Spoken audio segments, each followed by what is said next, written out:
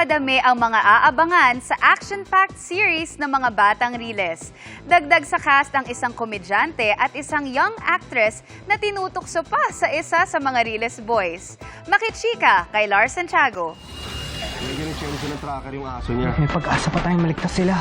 Ngayong gabi, mapapasabak sa panibagong aksyon sina Kidlat, played by Miguel Tan Felix, at Kulot na ginagampanan naman ni Kokoy De Santos. Ang kanilang panibagong misyon, iligtas ang mga kidnap victims na ginagawang organ donors ni na Dr. K. Sobrang excited ang Riles Boys dahil may bagong parating na karakter sa serye.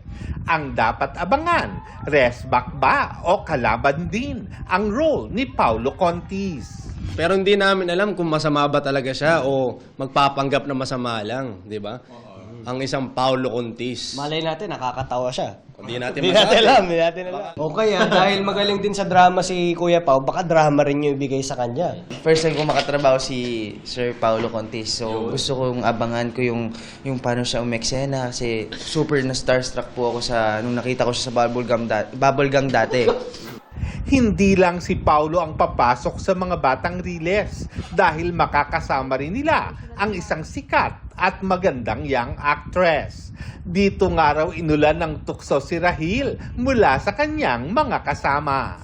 Ay, kung sino man po yan, hindi sana makatrabaho po siya ng maayos. Yan lang po. Ba't dati ba hindi maayos? Mas maayos, syempre, kasi medyo, hindi ko nga makilala kung sino man yun. Sana. Ito mumulok oh. Namumula, ay nahulat. Mahal mo? Biglang ganun. Lars Santiago, updated sa showbiz happening.